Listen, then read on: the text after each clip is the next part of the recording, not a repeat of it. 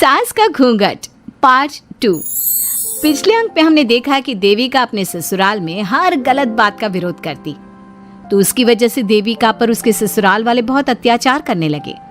एक दिन देविका ने सचिन से कहा, सचिन, मैं तुम्हारे घर में नहीं रह सकती, तुम मुझे आज ही मेरे घर शहर भेज दो, मैं अपने मम्मी पापा के पास रहूंगी। क्यों देविका, तुम शहर क्यों जाना चाहती हो? यहाँ तुम्हें किस बात की परेशानी है? किस बात की परेशानी नहीं है सचिन, तुम्हारे घर के आदमी औरतों के साथ जानवरों जैसा व्यवहार करते हैं, मैं ऐसे माहौल में नहीं रह सकती। देखो देविका, तुम्हें यहीं रहना होगा। तुम्हारी शादी मुझसे हो गई है, अब मैं तुम्हारा पति हूँ और यही तुम्हारा घर है। अच्छा, तो तुम्हें याद है कि मैं तुम्हारी पत्नी हूँ?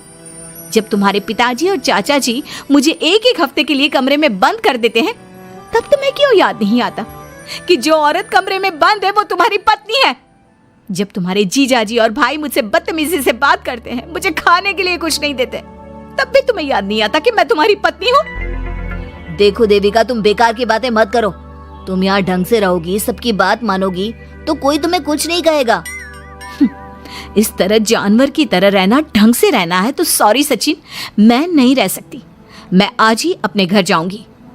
ये बोलकर देविका अपना सामान पैक कर लेती है और घर से जाने लगती है। सचिन भी उसके पीछे पीछे चलता है और उसे समझाने की कोशिश करता है।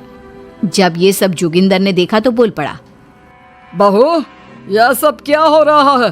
कहाँ जा रही हो? सचिन, बताओ अपने पिताजी को कि कहाँ जा रही हूँ मैं। तुम्हें शर्म नहीं आती अपने पति का नाम लेते हुए? मैं अपने पति का नाम ले रही हूँ, इसमें आपको क्या परेशानी है? आपका नाम तो नहीं ले रही हूँ ना। देविका, ये किस तरह से बात कर रही हो तुम पिताजी से? जिस तरह से करनी चाहिए उस तरह से कर रही हूँ बात। इससे अच्छी तरह से मैं तुम्हारे घर के किसी भी आदमी से बात नहीं कर सकती। तीनों की बात सुनकर घर के बाकी लोग भी वहां आ जाते हैं। तभी जोगिंदर कहता है, हमारे घर की औरतें अपने मर्दों का नाम नहीं लेती। तुम्हारे शहर में होता होगा, लेकिन हमारे यहाँ पर ऐसा कुछ नहीं होता। बहू, सचिन तुम्हारा पति है, तुम उसका नाम मत लिया करो। तुम अपने पति का नाम लेने की जगह ए जी, ओ जी, सुनो जी कहा करो। पति ना परमेश्वर होता है। तो परमेश्वर का तो हम नाम लेते हैं। क्यों माँ जी, क्या आप अपने इष्ट देव का नाम नहीं लेती? माँ जी, ये सब इन पुरुषों के बनाए तौर तरीके हैं, औरतों को दबाने के लिए। ये बेशर्म लड़की ऐसा नहीं सुधरेगी। ये हमारे घर की औरतों को भड़का रही है। सचिन, तुम इसे चुप कराओगे या फिर मैं करूं? नहीं नहीं पिताजी, मैं अभी समझा देता हूँ।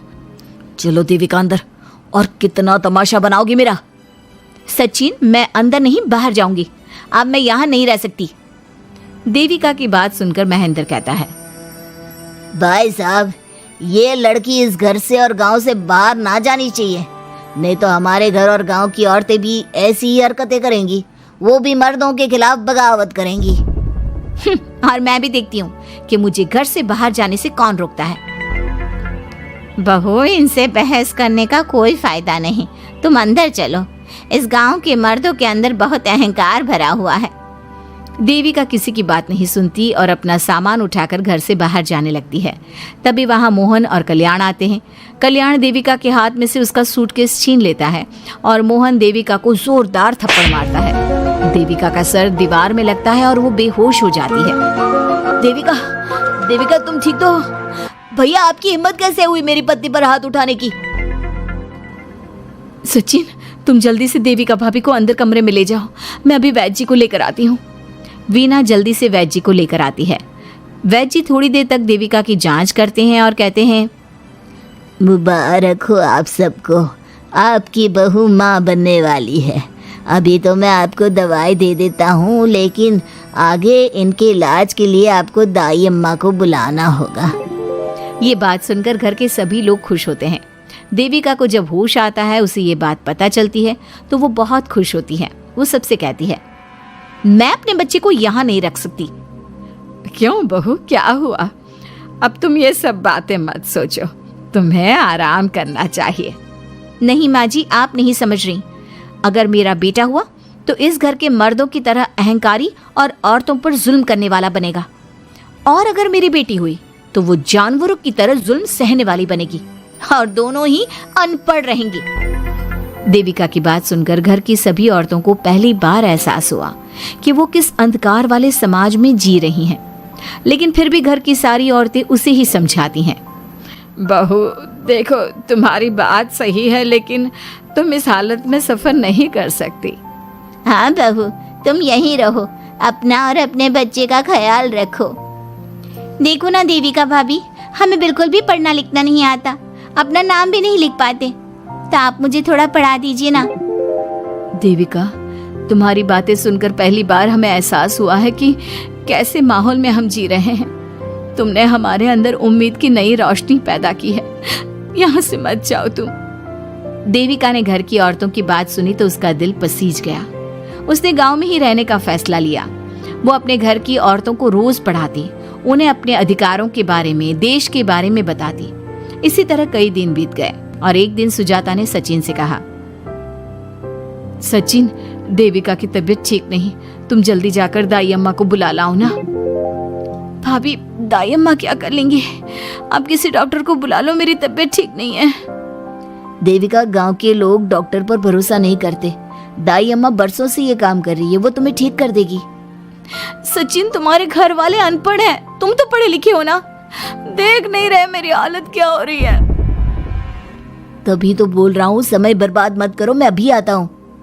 सचिन दाई अम्मा को बुलाकर ले आता है। दाई अम्मा घरेलू नुस्खों से देविका का इलाज तो कर देती है। कुछ समय के लिए उसकी हालत भी स्थिर हो जाती है, लेकिन वो पूरी तरह से ठीक नहीं होती। फिर देविका सचिन से कहती है, सचिन, मुझे समझ में नहीं आ रहा, तुम मुझे डॉक्टर के पास क्यों नहीं ले जा रहे? मैं माँ बनने वाली हूँ और मुझे ये भी नहीं पता कि मेरा हेमोग्लोबिन कितना है। दाई अम्मा कर रही है ना तुम्हारा इलाज। लेकिन दाई अम्मा को कुछ समझ में नहीं आ रहा कि मेरे साथ क्या हो रहा है। अगर देखो तुम मुझे नहीं लेकर गए ना, तो मैं खुद ही चली जाऊंगी।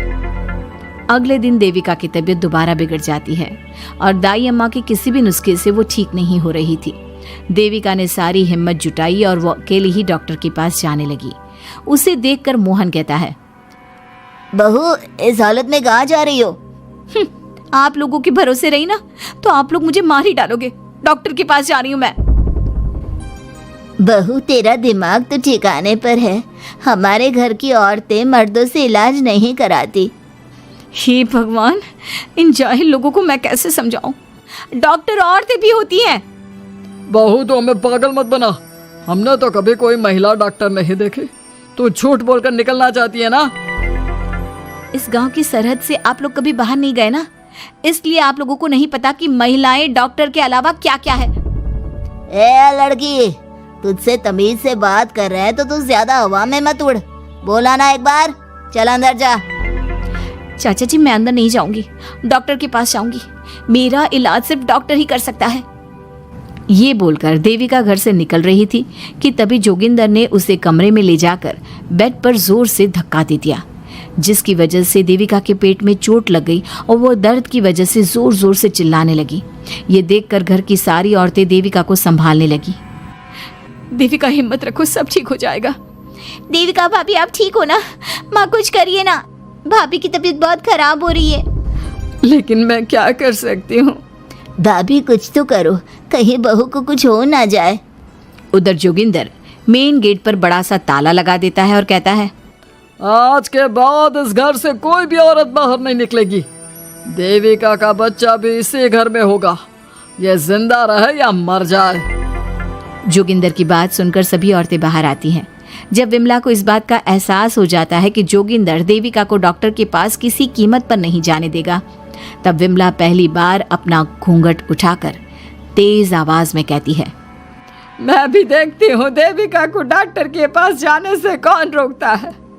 आज देविका डॉक्टर के पास जाकर रहेगी। देविका की सास का घूंघट आखिरकार उतर ही गया। घर के आदमियों ने पहली बार विमला का ये रूप देखा था और उसकी तेज आवाज पहली बार सुनी थी। क्या विमला अपनी बहू की जान बचा पाएगी या जोगिंदर अपनी पत्नी की आवाज भी दबा देगा? ये जानने के लिए हमारे अगले एपिसोड का इंतजार कीजिए और हमें कमेंट में ये भी बताइए कि घर की औरतों को आगे क्या कदम उठाना चाहिए।